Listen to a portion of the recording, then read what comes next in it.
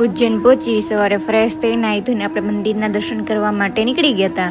અને સૌથી પહેલાં આપણે જે ગઢકાલિકા માતાજીનું મંદિર છે ત્યાં આગળ દર્શન કરવા માટે આવી ગયા હતા. થોડીક ભીડ હતી, થોડીક દર્શનમાં વાર લાગી ગઈ. પછી આપણે મંદિરની અંદર એન્ટ્રી લઈ લીધી અને આપણે દર્શન કરી લીધા. થોડીક ભીડ હતી એના કારણે મંદિરના દર્શન થોડીક વાર લાગી. તમે જુઓ કેવા સરસ માતાજી છે. ત્યારબાદ અમે આવી ગયા હતા આપણે સ્થિરમન ગણેશનું મંદિર છે ત્યાં આગળ. તમે જોઈ શકો છો કેવા સરસ ગણપતિજી છે. એમના દર્શન કર્યા. આ છે સ્થિરમન ગણેશ, એ બી ઉજ્જૈનમાં જ આવેલું છે. ગઢકાલિકા મંદિરની બાજુમાં જ એક્ઝિટ આવેલું છે.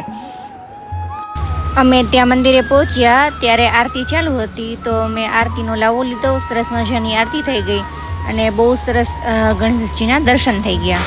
અને હવે આપણે જવાનું હતું કાલભૈરવ મંદિર. તો આપણે કાલભૈરવ મંદિર પહોંચી ગયા. બરાબર, રસ્તામાંથી પૂજાનો સામાનને જે લેવાનું તે બધું લઈ અને આપણે પહોંચી ગયા હતા કાલભૈરવ મંદિર. ત્યાં આગળ તો ઘણું બધું ચાલવું પડે છે, કેમ કે ભીડ પણ હતી. તમે જુઓ કેટલી બધી ભીડ હતી, પણ દર્શન સરસ થઈ ગયા હતા. આપણે વાંધો ન આવ્યો. હજી અંદર મારી સાથે હું તમને કાલભૈરવજીના દર્શન પણ કરાવીશ. ધીમે ધીમે આવી રીતના ભીડ આગળ જતી હતી.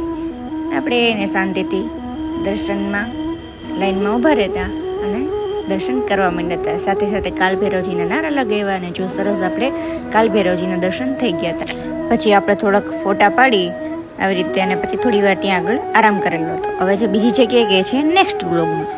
ચલો મળીએ પછી. મહાદેવ હર.